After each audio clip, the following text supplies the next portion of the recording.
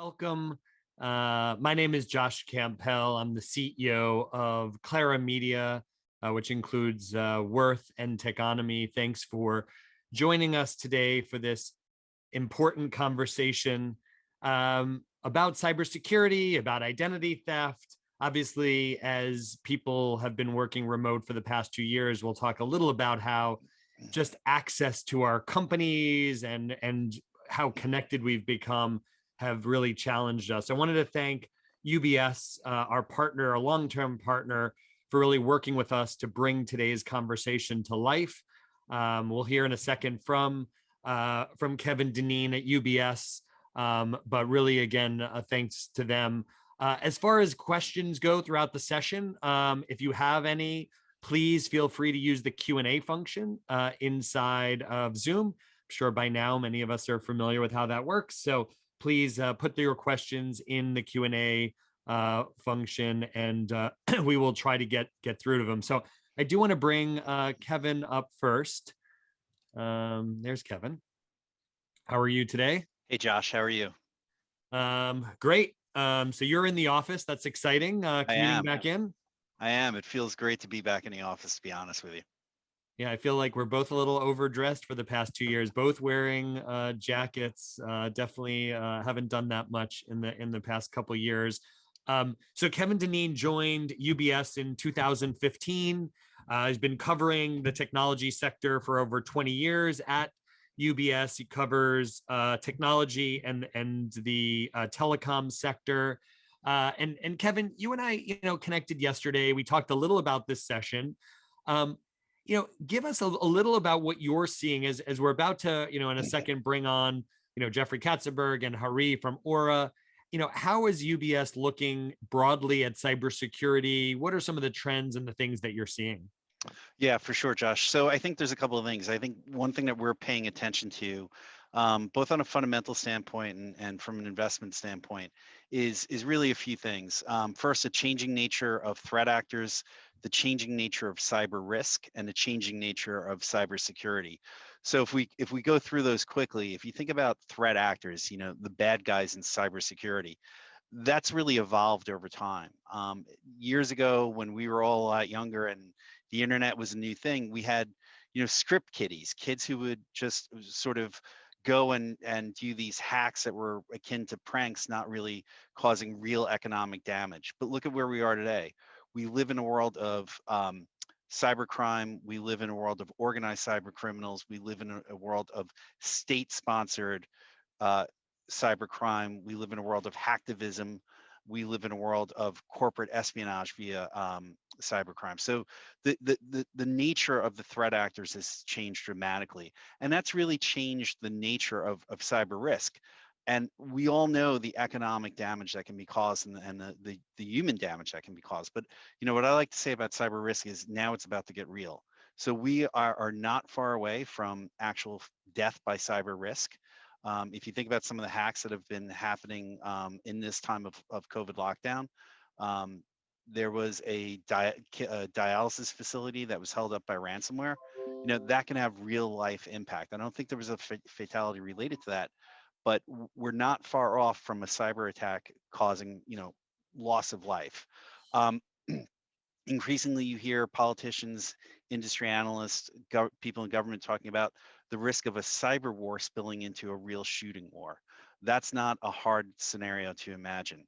And well, I think we talked about yesterday. I mean, yeah. Obviously, war games back in the 80s Right. really started to see, right, how could you actually launch a nuclear war, based on bad information, bad actors, and that was all digital, right? Exactly. And let's even think of a scenario of what if there was a cyber attack that crippled one country's financial system or industrial network? What is a proportionate response to that? I think government officials are still trying to figure that out. And I'll tell you one thing that we're paying a lot of attention to is AI, artificial intelligence. And I think AI could be potentially a game changer for the cybersecurity risk profile. And then when we think about the changing nature of cybersecurity, I would say there's a couple of things that we have to pay attention to. The attack surface, or the amount of, call it, area that has to be protected by chief security officers and cybersecurity professionals, that's increasing. And I think it's about to increase by orders of magnitude, because we are at the cusp of 5G adoption. And I don't mean 5G on your smartphone. I'm talking about 5G as brought to life by the Internet of Things, where we connect billions of devices. All of those touch points, all of those connection points will have to be secured. And I think, we saw a new and kind of innovative attack with the supply chain attack last summer. I think, all these things add up to a much more complex, much more high stakes environment for cybersecurity. And I think one of the things, and it's interesting. We'll ask Jeffrey when he joins in a couple minutes. 2014, the Sony Pictures hack. That was the first time that I heard the conversation, as it goes, cyber is now a boardroom conversation.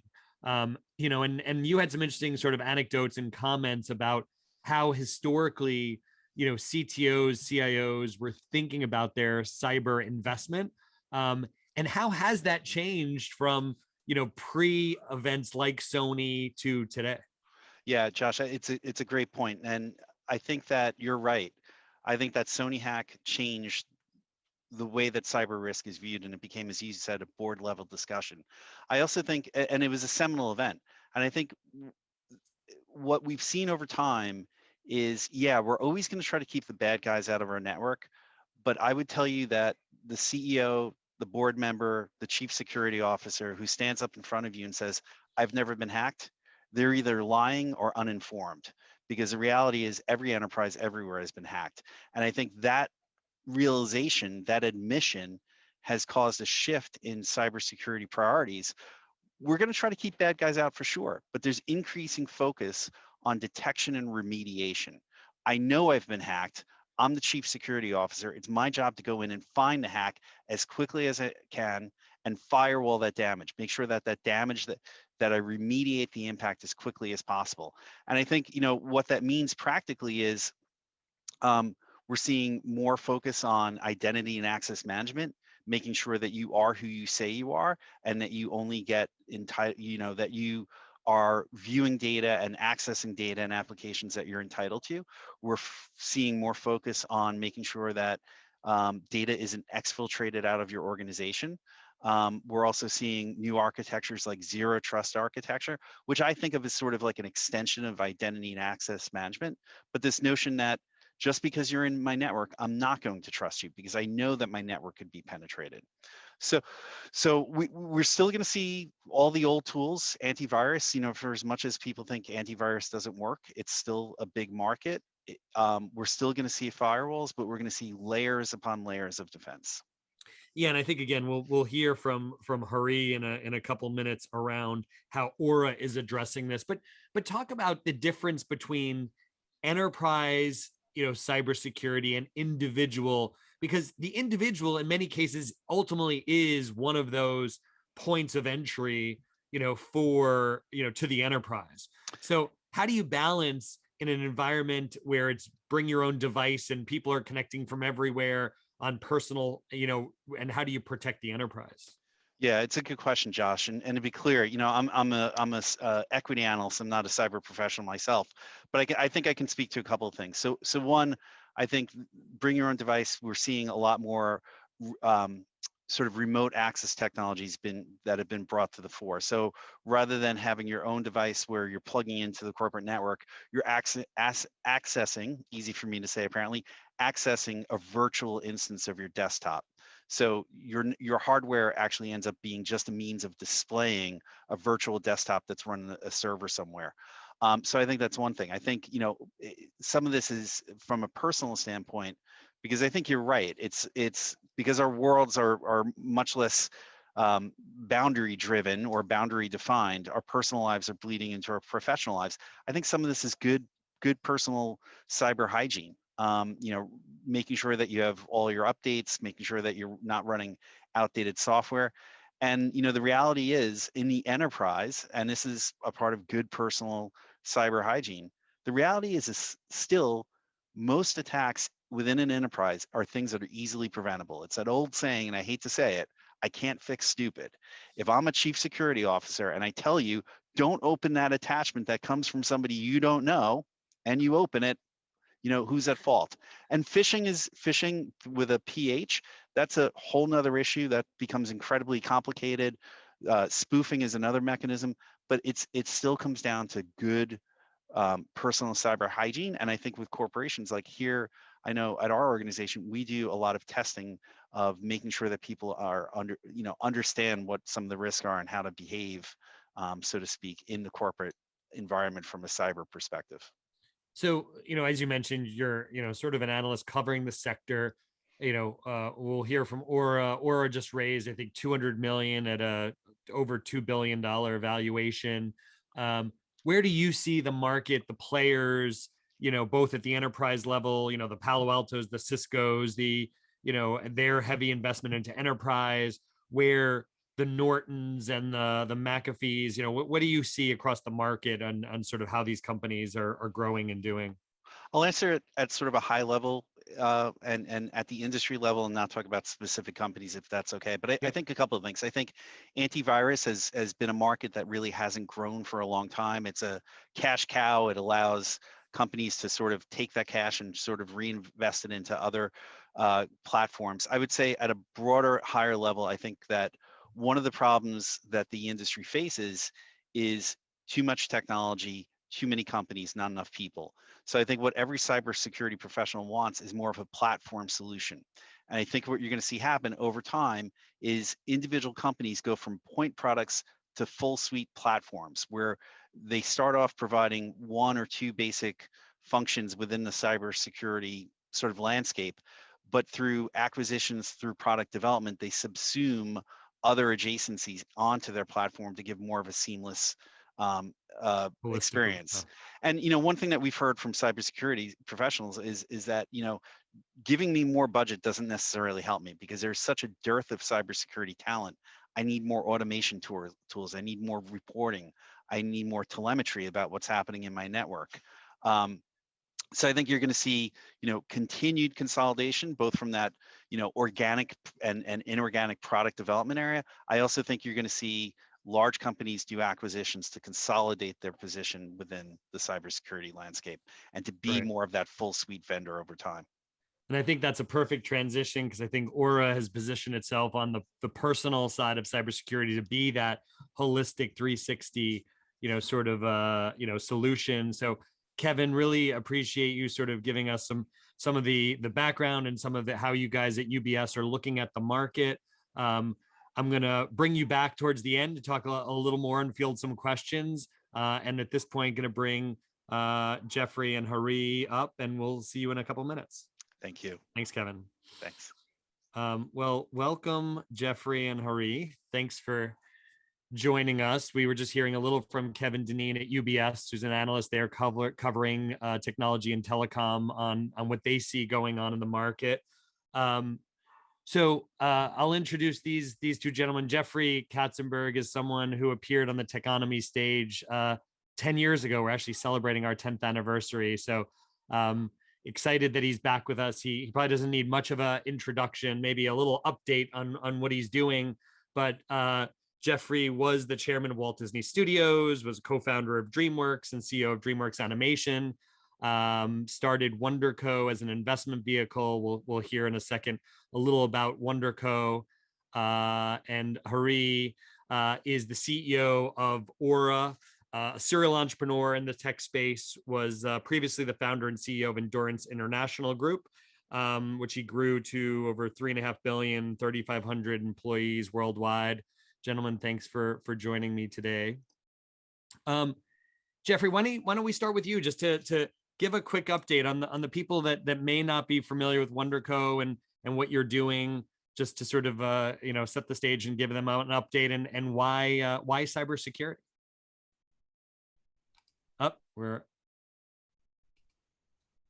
Kendall, do we need to unmute? There we go. Perfect. That was not my tech fail, I'm just happy to say.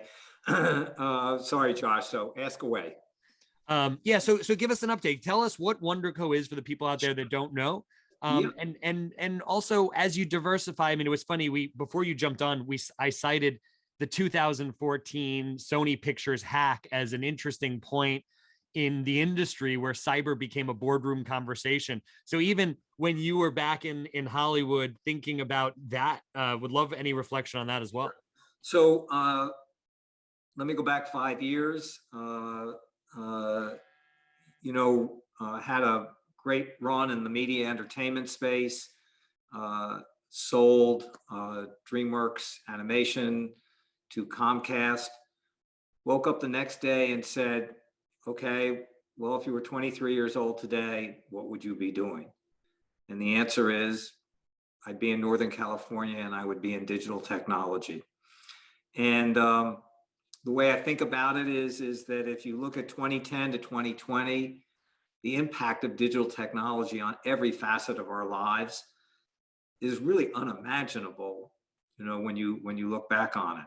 Having said that, the impact of it from 2020 to 2030 will be 10x. And for me, I wanted to be part of what I think is the most creative, innovative, impactful, exciting, entrepreneurial lane in the world today. And it is all around digital technology. So the first thing I had to do was to go find some partners that actually know something about it.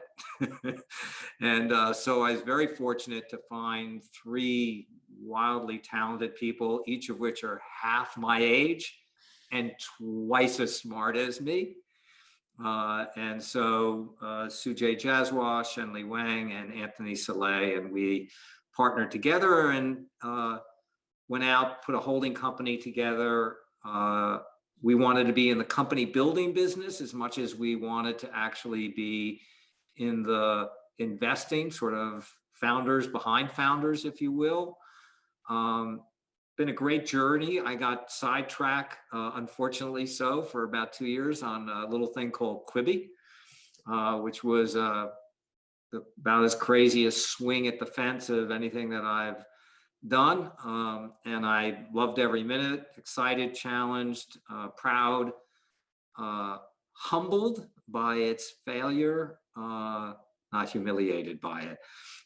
We've returned almost $600 million to our investors, which is just a little less pain on the other side of it. But, I think if you're going to be in the business of swinging it for the fence, it doesn't mean every time you're going to hit a home run.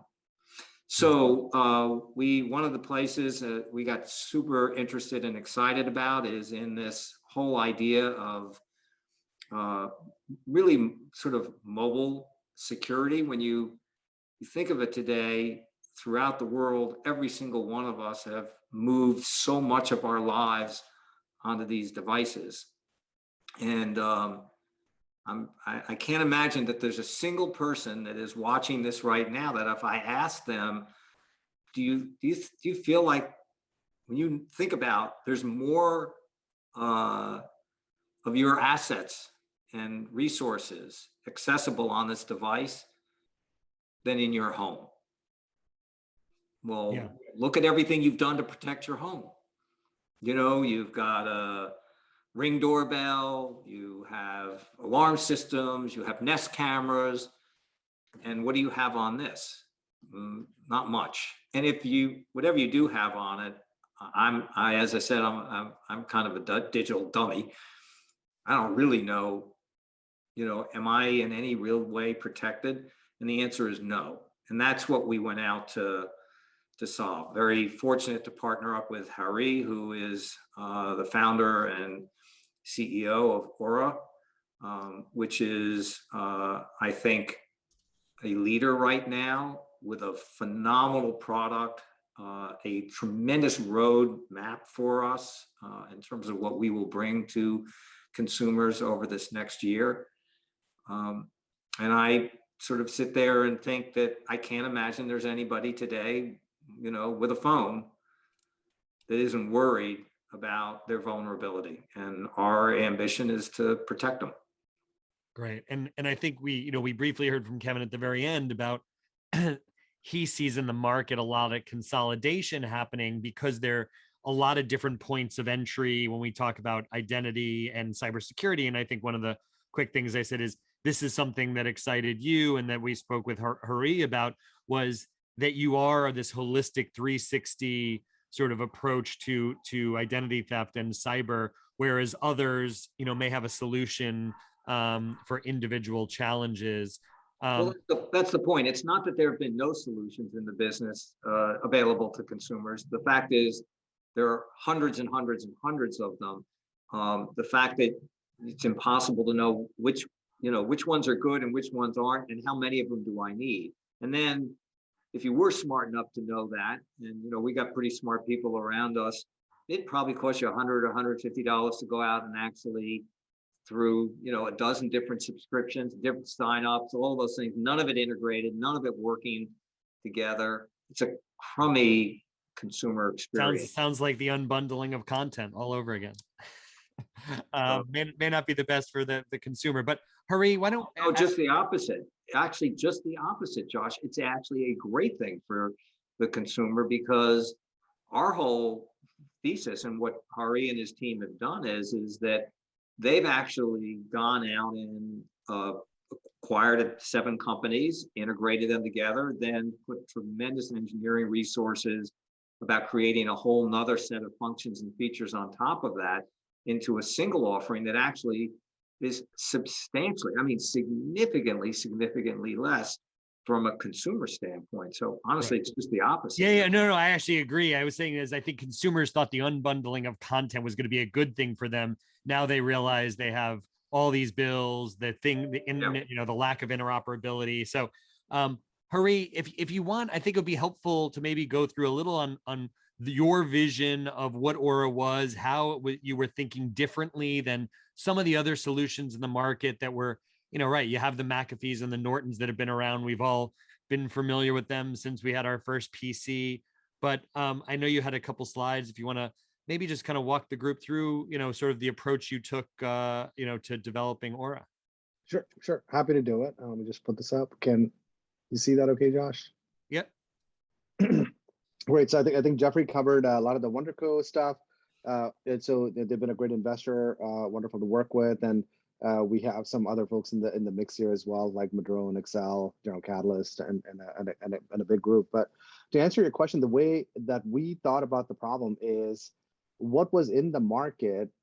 It felt very much like it was a reactive solution, right? And there were a lot of point solutions that were reactive, where basically you have an issue, there's an alert that you get, then you go back and try to remedy the issue, and you do that over and over again for a bunch of different vertical things.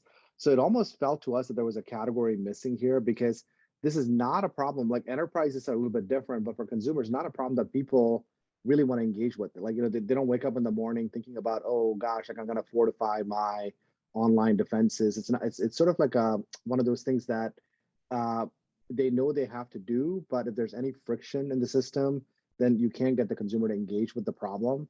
So it's very similar in some ways to a lot of these movements that have happened from like physical wellness, mental wellness, where they used to be reactive. Now you've got folks like Peloton or Headspace or Calm on the mental wellness side, which is much more proactive and very easy and simple to use. So we think about this as sort of a new category, really, which is what we call digital wellness here.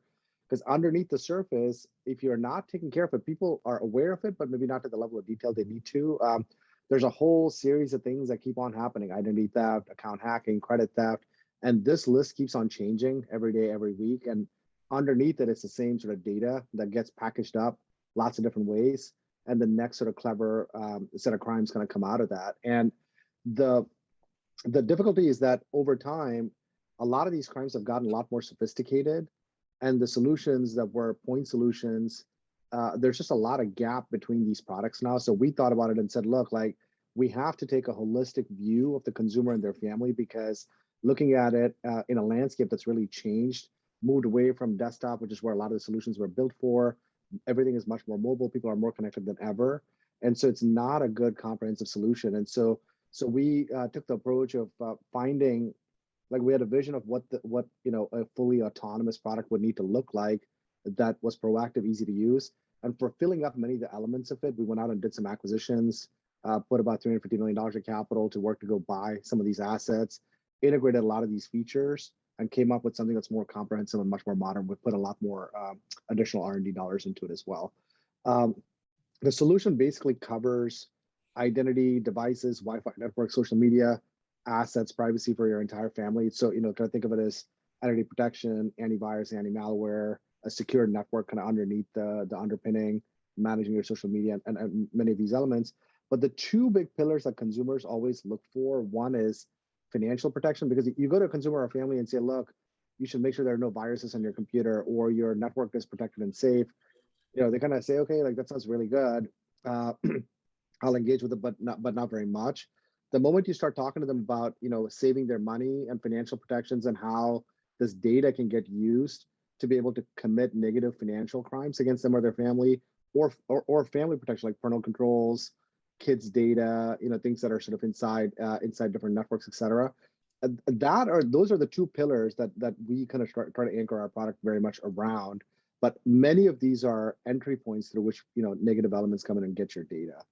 And then I just have one last slide here, which is, no matter how much you try to be proactive and friction-free, there's always going to be incidents that happen where data does get breached and your identity gets compromised, et cetera. So we put together sort of a white glove protection program as well, where part of the hassle of this problem is the burden is on the consumer to prove that if there's a fake identity event or a fake data event, that they were not the imposter. And that takes up a lot of cycles in the back end where you have to go call the bureaus, you have to change your credit card numbers, you have a constant sense of anxiety about how people got into your system in the first place. Is it going to affect my family, et cetera? So we take all of that away with this white glove protection program, where basically if you're a member of that with limited power of attorney, we actually call the bureaus on your behalf and take care of all of the human element of it on the back end as well. So that's really what we're up to, and that's kind of what Aura is about. So, and for anyone who's gone through one of these types of attacks, it doesn't start and end, to your point, with any set of data, but it's Verizon, T-Mobile, and AT&T, where they're changing where your phone number goes to as they're having access to your email, right? So really, when you think about the coordination that needs to happen across all of these disparate vendors, right? So obviously, to your point, once a hack happens, is there a potential world where, the major email providers, be it Google, Yahoo, Microsoft, are communicating with the mobile phone companies, like where they're able to watch the behavior, because it's not an attack on any single provider, right? It winds up having to happen across all of these. Yeah, I mean, it's a great question, right? So I think in sort of a utopian setup, you would have massive amounts of collaboration across all parts of the data exhaust that gets generated by a user, right? So effectively, when you go online, you're using a bunch of services, you're using your phone, you're using a whole set of things. You're leaving behind a lot of data that gets collected. Like in a perfect world, everybody would collaborate and say, okay, let's take a unified view of this and make sure the user is safe. But there's just so much fragmentation. Like everybody has their own vertical or sort of their own agenda to protect. If you think about it in terms of one person's, business line compared to somebody else's, what one considers fumes, somebody else is using for generating dollars from advertising, for example. Or there's so many of these use cases that unless you've got a completely separate party, like somebody that's not involved in that line of business, but like our job is only to take care of the consumer. We don't care about anything that's happening with how Verizon's using their data or how Facebook's using their data or anything like that. But we're looking at it much more vertically, because unless you're a disinterested party like us, where the only agenda is making sure the consumer is safe, it's very hard to get folks to sort of get together and say, okay, we should kind of make sure we're collaborating all this stuff. Like for example, like a simple example would be a bank would say, hey, if we partner up with Verizon, Comcast, and a bunch of these sort of upstream carriers, we can do packet inspections at the network level of these carriers, and that could potentially then come up with a lot of like malware and other negative elements at the network stack, because now you can combine the data that the bank has with the data that's inside the carrier and come up with a much more comprehensive view for the consumer. But it just, like in a practical perspective, it's just very hard to orchestrate. That's just my belief on it. And so. Kevin from UBS said something interesting, earlier is, you can't, I think he said something about to the effect of, you can't fix stupid. You know, a lot of hacks happen because someone clicks on a phishing email or does something that in theory they really shouldn't do. Yeah, but Josh, I think the people that are on mostly this call today are more sophisticated than that. And the real thing that you to think about this is that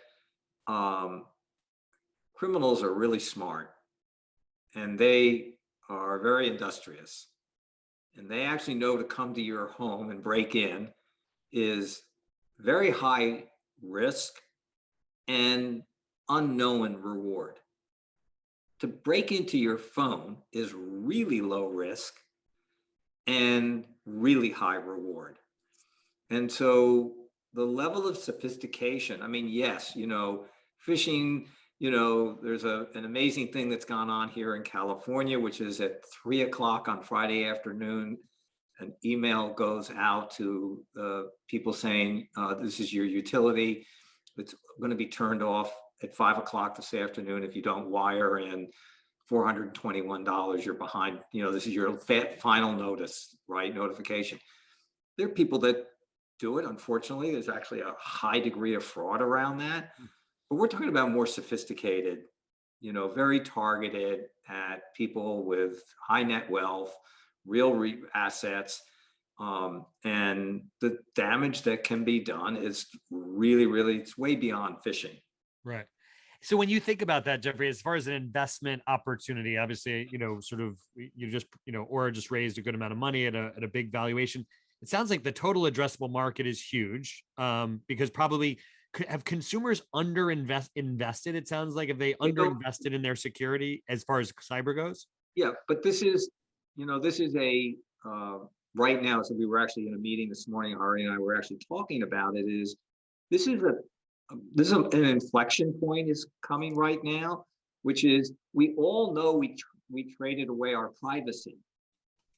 Right? Today, you've sort of made peace with the idea that in return for all the goodies and access and information and collaboration and social media, all of those things that we've gotten, the price of that was our privacy. And as uncomfortable as we may be, we've actually accepted that's the terms and conditions of it.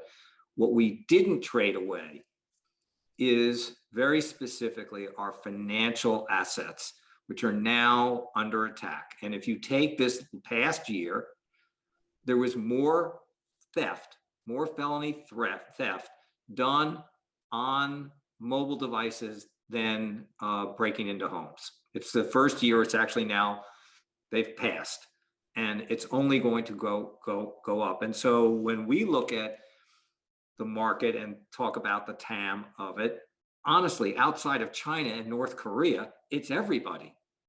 Literally, it's the world. There are billions of people that are going to become more and more aware of how vulnerable they are.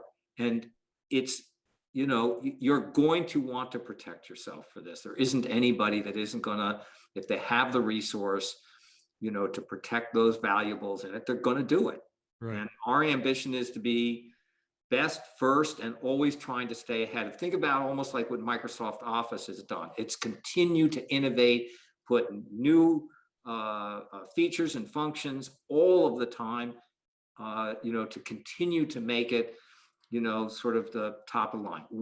That's our mission statement, is to stay as current or ahead of criminals as we can. And I think that probably goes well with the first question we have from the audience, which, pretty much says people know data security is a risk, but are not clear on who to trust. I think trust is a big word here, right? To resolve it, simply without charging expensive fees and using a lot of space on their devices. How does Aura solve this challenge? And I think it's partially a perception challenge of as a supplier. Obviously, it's your job to sell things, but how do you get people to trust that you are the partner to help them protect themselves, as well as, if there is a problem, be that intermediary that helps them resolve it? I'm going to let Hari go first here, please, and do it. And then I want to talk about brand and how one establishes that. But Hari, please. Yeah, I think it's multiple ways, right? So when you think about making a product accessible for consumers, you have to think about it both in terms of simplicity, ease of use, onboarding, everything from onboarding. But a lot of the work that we're doing on the product is to make it be very proactive. Where basically so the way sort of the version of the product that's coming out in March has it is you put in your information, we grab a lot more information, we create like a security model for you and your family specifically, come up with a bunch of insights, and then also have an automation framework behind it that says, hey, based on our assessment of all these things, we feel like you need to take a specific set of actions, and then really enable how to make those actions be easy for the customer to actually go kind of get done. And it's also very important that unless the technology is vertically integrated from top to bottom, you can't drive the pricing down, right? So if you're doing just an aggregation model where you're sort of a person sitting in the middle and saying, hey, I want to get a comprehensive solution for consumers, so I'm going to partner with this person for this piece of the puzzle, that person for this piece of the puzzle. You either have to take the pricing up so everybody gets enough of the piece of the pie to be able to share it, or you got to bring down the quality and the user experience. So that's why we were very adamant about buying and owning all the pieces and having them be centrally and vertically integrated, because the way we think about it is, hey, get the customer to be able to trial the product, test it out, take a couple of weeks to try it, and then keep the pricing at something that a family can afford, where you say, okay, instead of paying 80, 90, $100 for 6 solutions, try to bring it down to about $15 a month, basically. So then, Josh, great. So let me answer the other part of this. So because we're in this for the long haul, we've been at this 3.5 years, and we expect to be at it for the next 15. This is a very ambitious long-term goal and investment that we've made here. And so the first go-to-market for us was specifically to address one of the things you just raised. So our first path of bringing Aura to the marketplace, believe it or not, has been through the employee benefit channel of Fortune 500 companies. And people have asked, well, why? And it's to the very thing that you just said. Walmart is not offering this as an employee benefit without fully vetting us first and ensuring, because they have, through their CISO and their security team and their IT team, to actually, I said, I'm a digital idiot, I wouldn't actually know, does it do what we say it does? Well, let me be really clear. Whether it's Walmart or Delta, or PwC, or a very long list of clients now, all Fortune 500 companies, they do have the resources. And here's the great news. We've been delivering this through the EB channel now for the last 9 months. We have over 100 corporations, and we've been vetted by each and every one of them, and we've passed every single time. So we've never had an instance where someone has come back and said, your product doesn't do what you say it does. It doesn't deliver on what you are offering in this. So why are we doing that? Exactly what you said. We need to be able to build this as the #1 trusted brand. What better way to do that than through, the sort of, best in class corporations who have, put us through the process to ensure we can deliver. So we are in that long-term brand building part of it. We'll switch this, as Hari said, in the spring, in March and April, having now built that reputation and that reliability and that brand. We will then actually go direct to consumer. Got it. Great. We have another question. So obviously there was the Robinhood hack, yesterday. I think we're seeing those happen more and more, data breaches and these hacks. Question just got answered. They're so common. Do companies ever pay a price in terms of consumer behavior, or does everyone shrug and move on? I think the first one I remember was the Target terminal hack, that they came in through the HVAC system. They wound up taking all this credit card data. Talk a little about who ultimately loses here. Now, again, reputationally, there's a loss, right? When we talk about companies, does Target take a hit to Sony Pictures, reputationally, and does their stock price reflect, how do consumers think about the companies they do business with when these data breaches happen? At the end of the day, I mean, just answering your last part first, I actually think the consumer ends up paying for this in just like a very perverse way. Like I'll come back to that basically, right? So the way it is today, right? So let's say Robinhood, just had a hack, a bunch of PII data got stolen. There's a whole bunch of kind of regulatory framework where you're going to have to go through disclosures, let your customers know, and then effectively what ends up happening on the back end is there's a class action lawsuit that comes out of the mix there and goes to court. Typically, the court then says, okay, well, your data got lost, so what are you doing to remedy it? And are you able to provide either identity protection or some other kind of solution for the customers who's got their data breached, where on the back end they end up being protected by this data not getting used or leveraged against them, right? And so it's sort of like its own like ecosystem now, right, where you kind of go through the whole thing. Then what ends up happening is some provider will provide a piece of a solution where I'm sure you've seen those notices where it says, hey, we'll pay you either $100 or we'll give you like a identity protection solution from this provider or that type of thing on the back end. So then the consumer gets very cultivated now to continuously feel like somebody else is taking care of the problem. Now, the reality of it is it actually puts a lot of burden on the system that drives, sort of some of the cost of these services to go back up. So the effective cost of the remediation and the fraud from the data actually comes back in the pricing of the product eventually because the company's sort of cost structure just went up around it.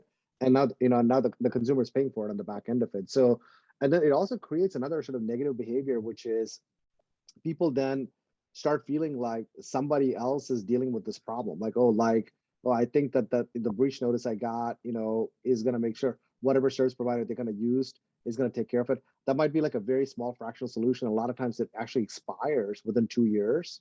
And then so in this case, you're saying is you guys actually may become a remediation sort of platform. If there is a hack from a company, they may provide a solution like Aura.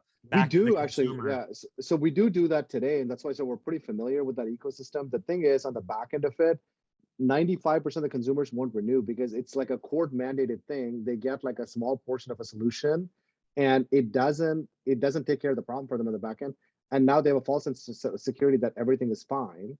But it's not, and so that's part of the issue that comes up there. So. But the other thing, Josh, is that we actually have a asset and a resource of our own.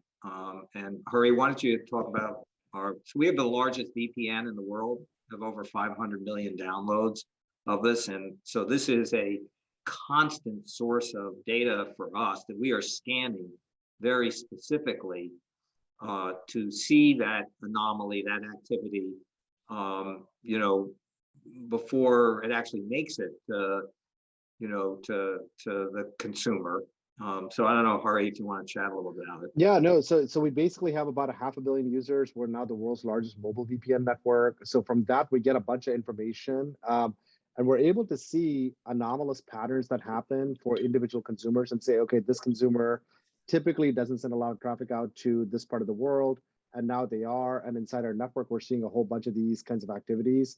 So you can, I think that the earlier point you were trying to make, Josh, which is, is it the user's fault? They just clicked on a thing. How do you sort of, combat someone, just doing something they ought not to? They should know better type of thing.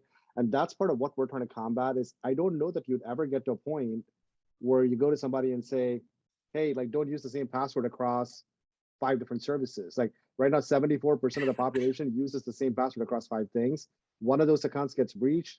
You've got headache everywhere. Everybody knows this, but they're not going to do it, right? And so the way we do it, both with this VPN network and a bunch of these services, is let's do the work on their behalf. Like, how do you proactively assess risk and do the work on the back end? I'm one of those 75%, and mine's Hakuna Matata. No, that's great. And we have a whole ton of questions. We'll try to get through all of them. Number one, when you mentioned the white glove service, you did mention to deal with some of the issues, or is given limited power of attorney. That might be a touchy thing for consumers to hear. How is that going? How are people feeling about, relinquishing that? It's so interesting. The remediation of this problem is so painful that when somebody goes through this, like literally the first 7 minutes of the phone call, it's just calming them down. Like, like we do about, 45,000 of these calls every month, basically, that come in. And most of our agents, like the first 9 or 10 minutes, they're just calming the person down. They're like, the people are like, look, like, I just got, it feels like I got, like a sense of violation here because somebody got at my information. I don't know what all it's going to affect. And then when they go through the process and they start to call the agencies and go through the list of stuff, they're looking at it going, I got to get to work. And this is going to take me like 4, 5, 6 days to clean this up. And it looks like the tail end of it is going to be another month or 2 or 3. So when they're, because we only offer that up when they've had a negative incident. So in that situation, they really just need the help. So we don't get a lot of pushback. Now, if that was a service we were offering upfront saying, hey, like, give us limited power of attorney before an incident happens, we get probably like a 0% take rate on it. Nobody would, Right. nobody would give you that. So Josh, there, today, again, we've just been rolling out this new white glove service. And I can tell you because again, we've been dealing mostly with enterprise now, they all get excited about the C-suite version of this for the senior executive team of a really hands-on, eyes on glass, proactive every day out there. And I think for high net wealth people, there are a handful of these that are out there today that do an okay job around it. And I think ours is a sort of much more ambitious sort of Tiffany version that we're pretty excited about. Great. Want to go to sort of when you do talk about intervening post, an incident. There's a question here about the actual investigation. There's very few forensic investigators skilled on this. There's very few law enforcement that chase this down. When you get involved, you're talking about, again, dealing with the credit agencies, dealing potentially with the banks. You're not looking into the root of the problem or investigating the hack itself. You're really dealing more on the side. No, that's exactly right, Josh. So from that perspective, again, we're not like there was we're talking to a large bank and they were saying, hey, like, a real thing that happened to us was one of our ultra high net worth clients made a donation to some place, and it really upset a nation state dictator from sort of another place when they found out about the donation, and they came after all of his like information, like very specifically, and targeted them. So if you're going after things like that where you have been specifically targeted and there's a very sophisticated crime that happens, we're not going to be the right solution there. Our viewpoint is most of the mass market today, if you thought about it on a scale of 1 to 10, where 1 being not very secure at all and 10 being very secure, most people are around a 1 or 2 in the mass market. So our view is if we can get it from there to like a 5 or 6 or 7, that covers so much of the issues that are much more prevalent in those specific kind of instances where you need to get the law enforcement folks involved with the solving and deep tech solving, like a Palantir style, a solution. Our tech is more geared for mass market. That we're not capable of doing that. So. Right. But Josh, what you tend to be, which is, I lost my credit card, or somebody broke into my car, stole my wallet, stole my pocketbook, whatever it is. The amount of time today that it takes to remediate that is gigantic. And, it's like AAA. You have it for the time you get the flat tire, right? You hope you never get one, but if you do, it's worth it. Right. That's what this white glove service is about is, here are all these different, it's a set of dominoes. Once one goes, you got to change everything. Well, and I think that's interesting. It sort of leads to Stephen Balcom's question about multi-factor authentication. And I think, we had, discussed, the idea of someone having, spoofing a mobile number so that when that secondary notification goes out, they could respond to it. So has multi-factor authentication, does it help? And obviously it sounds like cyber criminals have figured out how to circumvent it. Yeah, no, it's like it depends on the lens that you look at it with, right? So if you're looking at that lens of sort of, getting somebody from like a 1 or 2 on their security posture to like a 5 or 6 or 7, for sure. I think, MFA, two-factor authentication makes a big difference because you've got a second point of access. As you say, like, again, if you looked at it kind of 2 or 3 or 4 years ago, we weren't looking at a lot of phone line hijack situations. This year and last year, we're seeing a lot more of it now, where people are basically using either social engineering or fake chips basically to take over your phone line. And like, you wake up one morning and you look at it, you have no bars. You call up the phone company and say, "Hey, what's going on?" They're like, "Oh, you transferred your line out." So So when you Hari, have, yeah. talk about the credit card masking feature. Yeah, yeah. So I will. So then, if you have that kind of a situation, then 2FA gets a little bit less beneficial, but it's still not super high, right? But I think what Jeffrey's talking about is like what we've started doing much more is this notion from a preventative standpoint is to create like what we think about as a synthetic identity in a lot of ways, right? So basically, if you think about a person's identity online, it's sort of a culmination of their email address, their phone number, their physical address, their social security number, credit card numbers.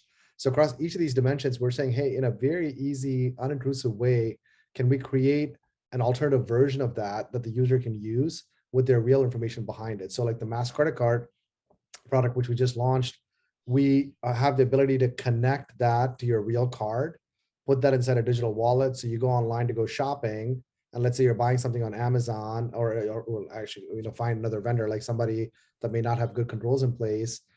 Don't use your real card. We'll drop in the virtual card. They get breached, your information is still safe, right? So same thing with mass phone numbers, same thing with mass email addresses. So that way, if you find that there's been an exploit of a phone number, etc., you don't have to worry about your back end phone number suffering. It's just the sort of the second line that you have in the front end that you can kind of blow up and create a new second line, basically. Right. Yeah. So David Kirkpatrick had a question. I guess you mentioned a couple numbers there: 45,000 calls a month, 500,000 users. Does that mean about 10% of the users are having incidents? So I would say it's about 2.5%, 3%. We have about 2 million customers on platform. Basically, that's sort of our customer service paying customers. And not all of the incidents are hacks, basically, if you will. Some of them that come in are, hey, you got a credit alert. We also do, there's a whole swath of alerts we send out. Anything ranging from, you set a limit on transactions, your transaction limit, like what you spend versus your transaction limit, the what you spend is higher. So that's like a very benign FYI type of an alert. And then you've got the other ones that say, hey, like, somebody seems to have moved your home title.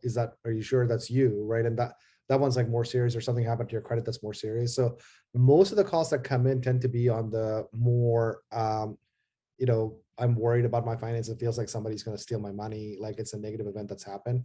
The more benign alerts that we send out, you don't get nearly as much phone calls from that. Right. So. And I know, David also wanted to definitely hear more specifically about the product.